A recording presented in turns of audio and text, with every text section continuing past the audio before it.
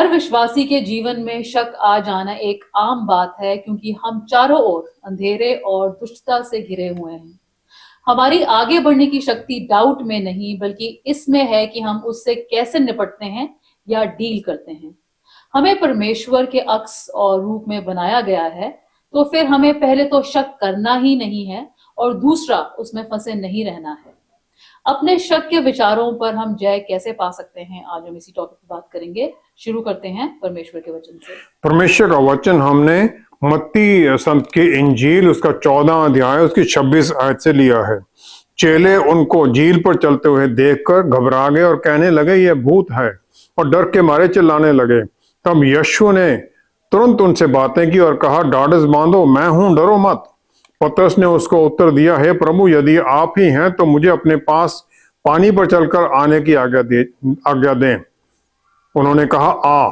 तब पतरस नाव पर से उतरकर यीशु के पास जाने को पानी पर चलने लगा, पर हवा को देखकर डर गया और जब डूबने लगा तो चिल्लाकर कहा, हे प्रभु, मुझे बचा। यीशु ने तुरंत हाथ बढ़ाकर उसे थाम लिया और उससे कहा, हे अल्प विश्वासी, तूने क्यों संदेह किया। परमेश्वर के वचन को पढ़े और सुने जाने से आशीष हो। आमीन। हमें परमेश्वर द्वारा दिए गए वादों पर और उनके वचन पर भी शक होता ही क्यों है? आदम और ईव को जब उसमें सांस फूका गया तो उनमें परमेश्वर की महिमा अंदर डाली गई, वो उनमें रोशनी चमकती थी, क्योंकि परमेश्वर के वो प्रतिनिधि थे धरती के ऊपर।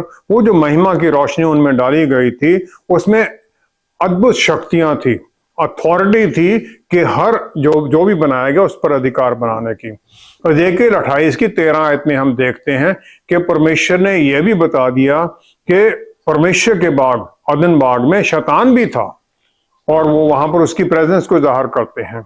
और फिर हम देखते हैं कि आदम और ईव को यह वर्जित किया गया था कि इस धरती का जो ज्ञान है, बुरे भले का ज्ञान, उसके फल को मत खाना। जो यहाँ पर इब्रानी भाषा का शब्द इस्तेमाल किया गया वो है दात, जो कि इब्रानी भाषा के एक और शब्द यादा से आता है। यादा का मतलब है बहुत गहरा इंटेलेक्चुअल और एक्सपीरियंस करने वाला ज्ञान प्राप्त करना। फैक्चुअल नहीं है, यह पूरी तरह से आत्मिक और मॉरल हर तरह के ज्ञान को एक्सपीरियंस करना है। उत्पत्ति 4 अध्याय पहली ही आयत में फिर यही शब्द यादा इस्तेमाल किया गया है। जब आदम अपनी पत्नी हवा के पास गया तब उसने गर्भवती होकर कैन को जन्म दिया। लिखा गया है, एडम न्यू हिज वाइफ। तो जो आदम और ईव का पाप था वो ये था कि उन्होंने एक्सपीरियंस किया उस बुराई के, पाप की ज्ञान को। रिलेशन उसके साथ रिश्ता बनता है। और पति 2 अध्याय 24 आयत में हम देखते हैं जब परमेश्वर आदम और हवा को मिलाते हैं तो वहां पर आदम कह देता है कि इस कारण पुरुष अपने माता पिता को छोड़कर अपनी पत्नी से मिला रहेगा और वे एक ही तन बने रहेंगे। They will become one flesh। तो जब ये पाप का वो ज्ञान आता है तो एक बॉन्ड बन जाता है, दोनों जुड़ जाते हैं। इस प्रकार जो बुराई और भलाई का ज्ञान है वो उनके जीवन का हिस्सा बन गया, उनकी नेचर बन गई। उनकी नेचर में अब 2 हिस्से हो गए। पहला तो ये था कि अच्छाई के काम करें जो परमेश्वर की तरफ से था, दैट इज जो इब्रानी भाषा में जैसे कहते हैं यज्जर टोफ। और फिर दूसरा था वो दुनियावी नॉलेज के कारण वो बुराई करने की इच्छा, वो है यज्जर हारा है। और ये फिर जनरेशन टू जनरेशन आगे पूरा दुनिया में आता गया है। इस प्रकार दोनों नेचर की अंदर में इंसान के एक लड़ाई चलती रहती है, अच्छा करें या बुरा करें। जो अच्छा है वो परमेश्वर के ऊपर विश्वास करता है और जो बुराई है वो हर अच्छी चीज के ऊपर शक करना चाहती है। इस प्रकार आदम और ईव के अंदर उस समय बुराई की नेचर डोमिनेट करती थी और उन्हें फिर वो इमेजिन करने लग गए। उसके बाद में जनरेशन में वो इमेजिन होता है कि सही क्या है गलत क्या है उसके भी ज्ञान नहीं है। कायन ने, जो आदम और ईव का पहला पुत्र था, वो कायन था, वो फार्मर था, खेती करता था। दूसरा पुत्र हवल, वो भेड़ बकरियों की देखभाल करता था।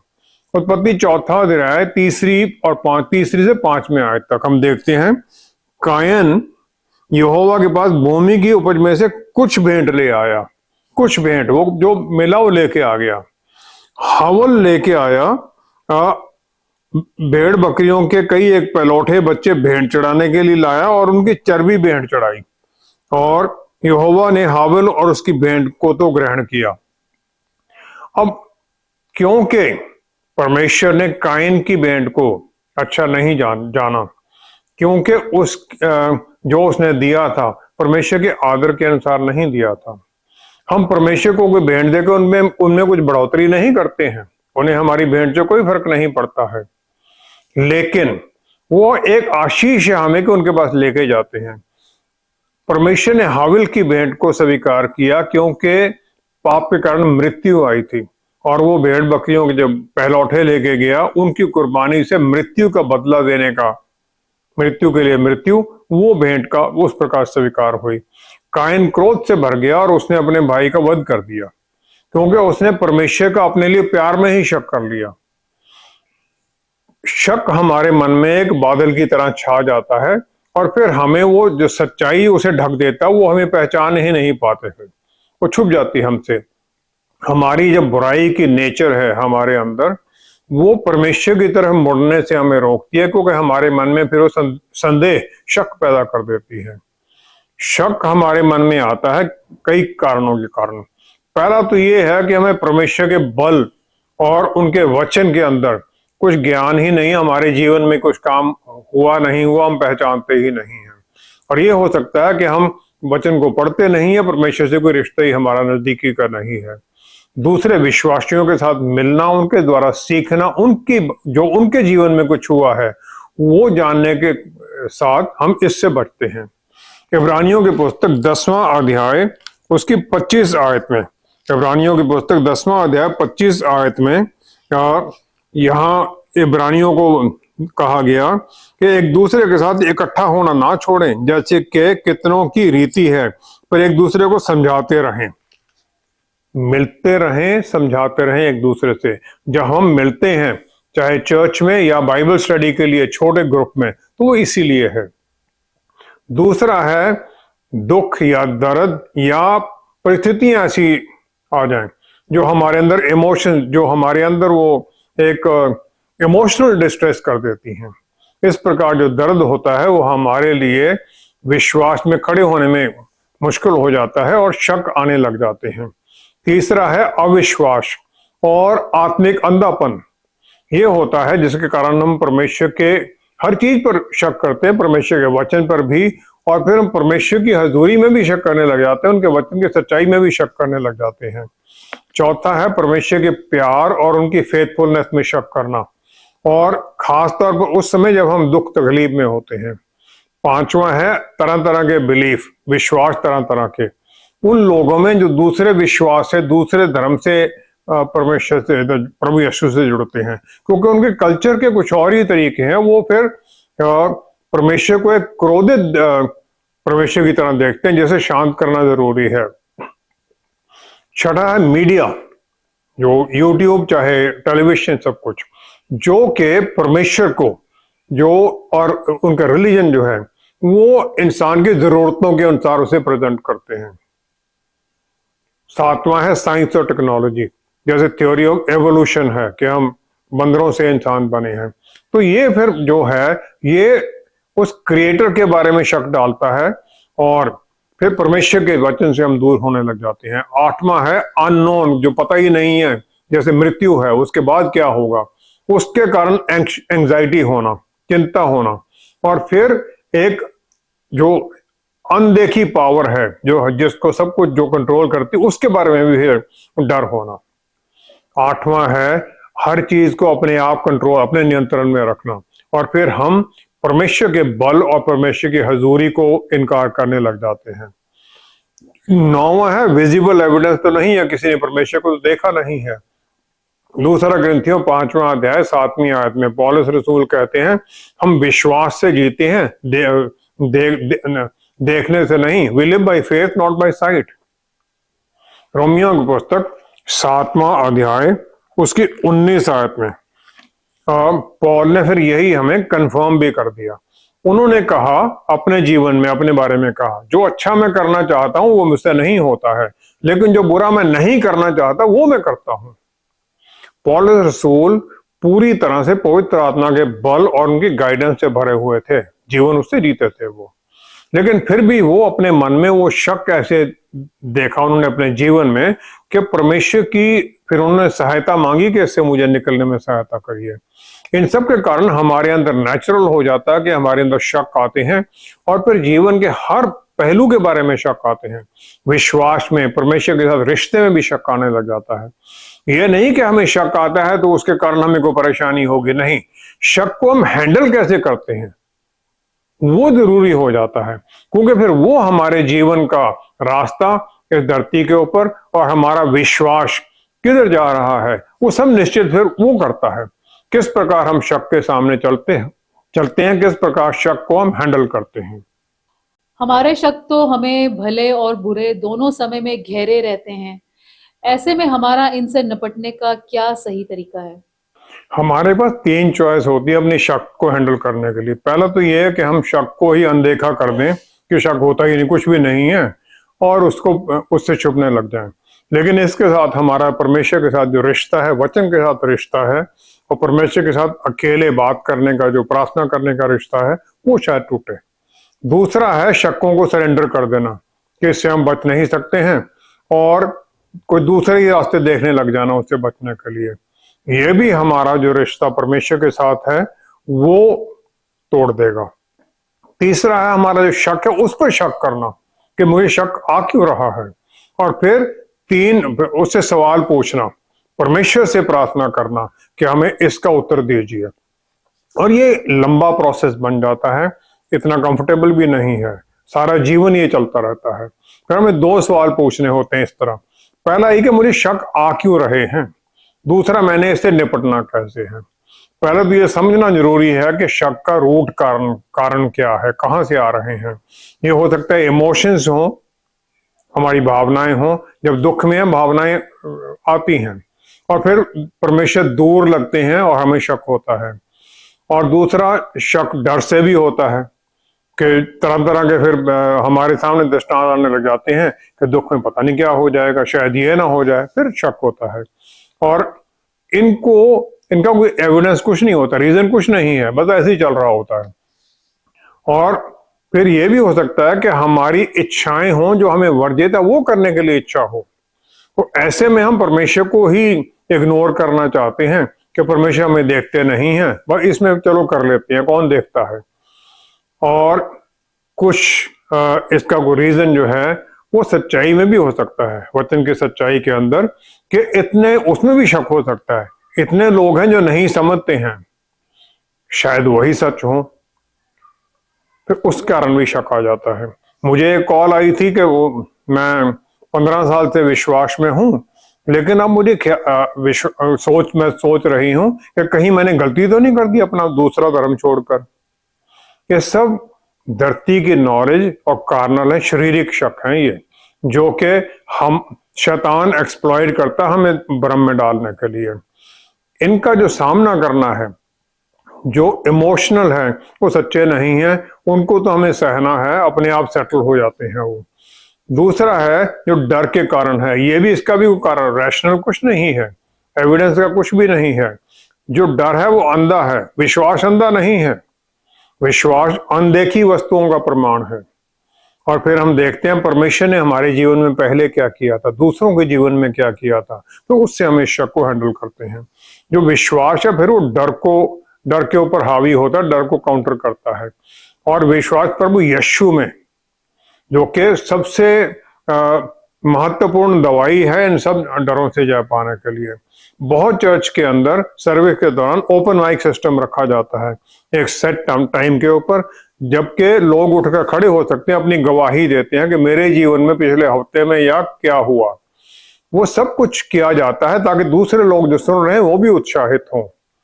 जो शक पाप की इच्छाओं के लिए आता है, उसे हम वचन को पढ़कर और उसके जो रिजल्ट क्या होंगे, कॉन्सिक्वेंस क्या होंगे, उनको सोचकर उसे टाला जाता है, दूसरों से बात की जाती है।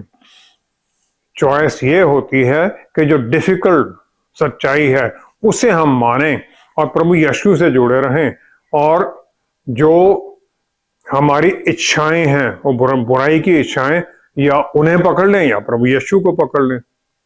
ये चॉइस हमारे पास होती है। परमेश्वर विश्वासी हैं, फेथफुल हैं, हमें वो बल देते हैं इस प्रकार के शक को हैंडल करने के लिए। शक जो बगैर किसी रीजन के या बगैर साथ रीजन के साथ भी हैं, उन्हें फिर हम सच्चाई का जो एविडेंस है, वचन में जो इतनी बातें लिखी गई हैं, तब कहानियां लिखी गई, किसने क्या पाप कर दिया, कैसे वो निकला, ये सब हमें सिखाने के लिए है कि इसको कैसे हैंडल करना है। और फिर हम विश्वासी लोगों की या अविश्वासी लोगों की जो गवाही या वचन इधर चारों तरफ लिटरेचर में है, पढ़ते हैं, उसके बारे में जानते हैं क्या किसका क्या हशर हुआ, उससे फिर सहायता पाते हैं।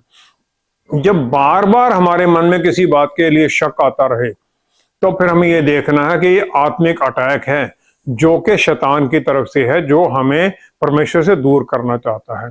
अफसियों की पुस्तक 5वां अध्याय उसकी 8वीं आयत में पौलुस रसूल कहते हैं, तुम तो पहले अंधकार थे परंतु अब प्रभु में ज्योति हो, अतः ज्योति के संतान के समान चलो।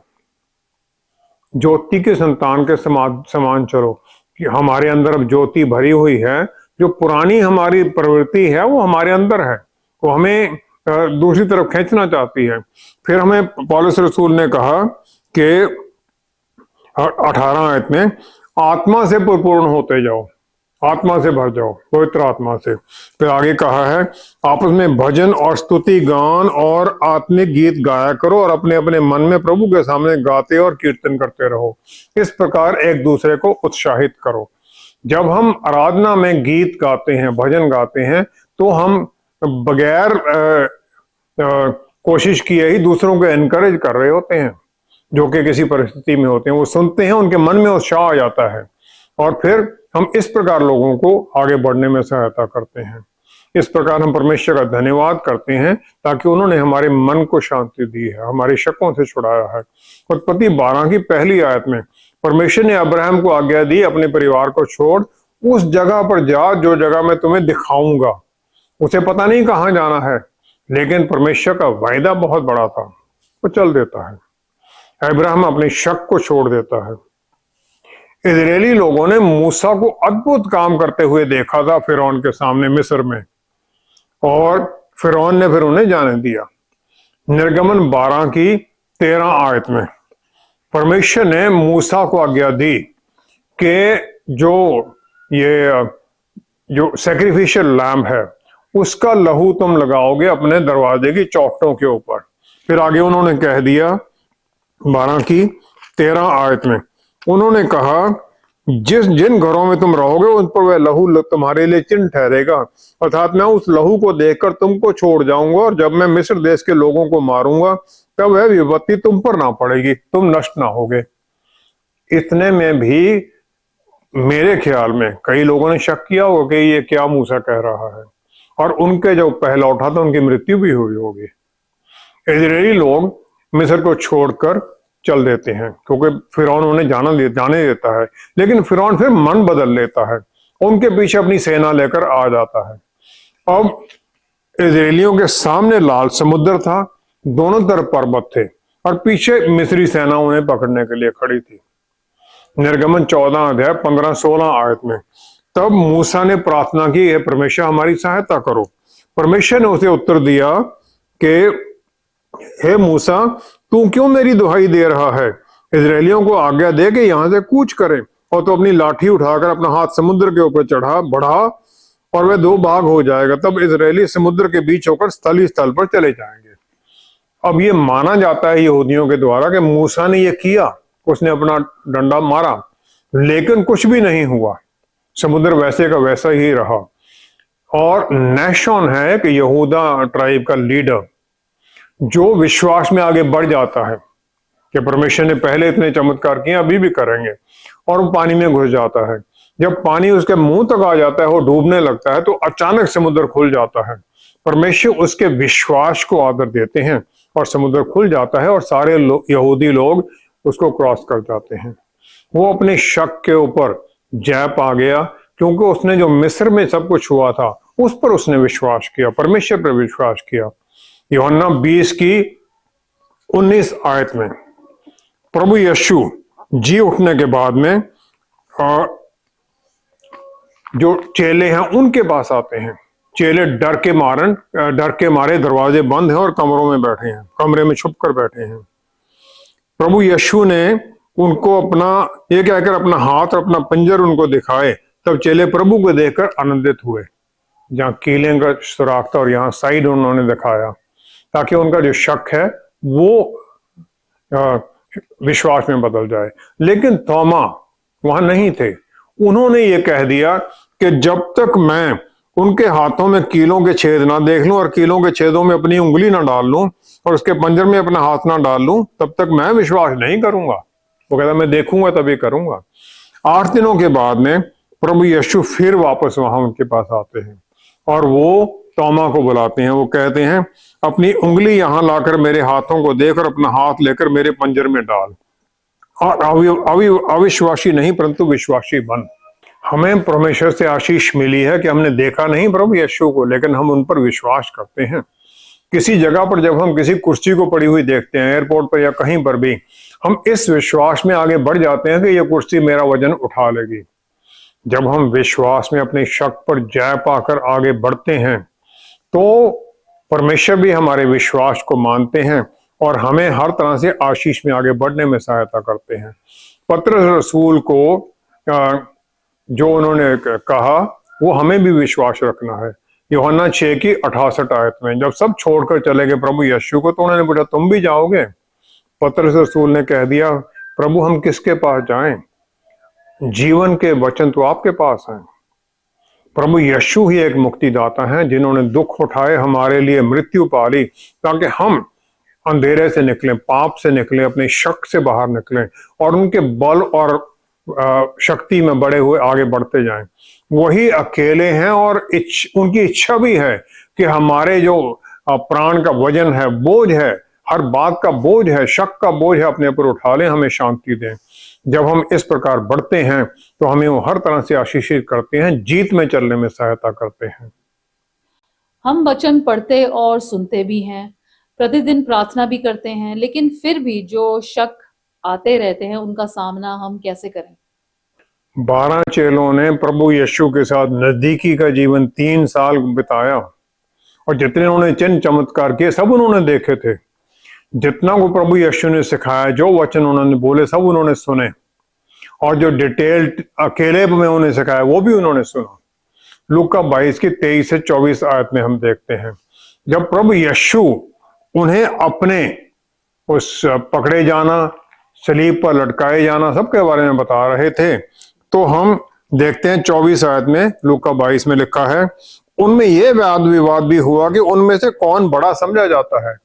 चेले अपने आप में सोच रहे थे हमें बड़ा कौन है, वो उसमें लगे हुए थे।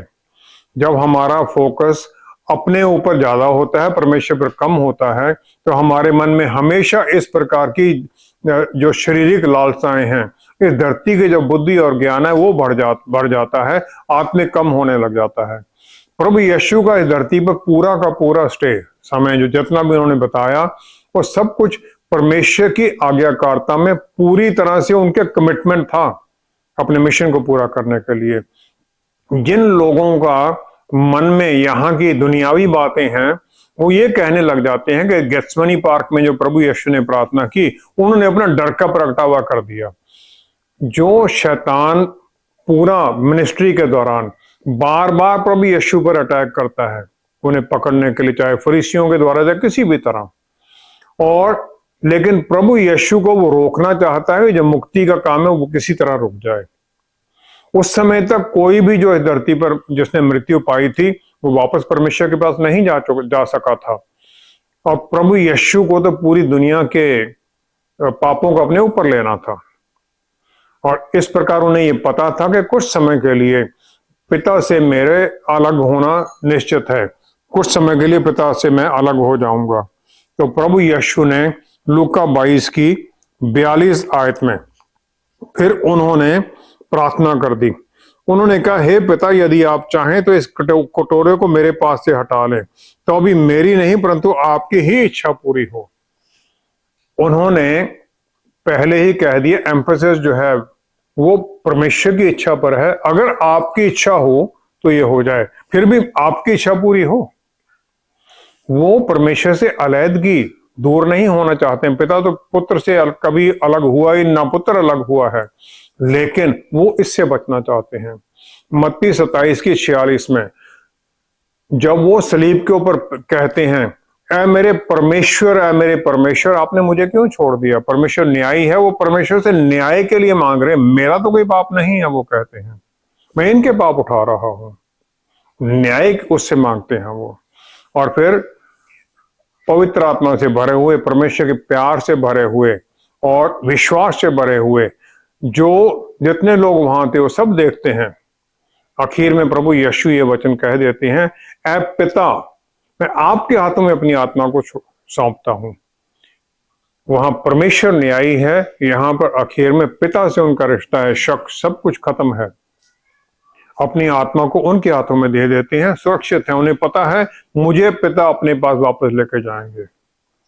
इसी प्रकार जैसे प्रभु यीशु ने किया, हमें भी अपने शकों को चैलेंज करना है, सामने होकर बिल्कुल डटकर उनका सामना करना है, ना कि किसी तरह से घबराना है। और फिर हम वचन के साथ और पवित्र आत्मा परमेश्वर की अगुवाई के साथ उन सब पर जय पाने में समर्थ हो जाते हैं, क्योंकि परमेश्वर हमें चलाते हैं।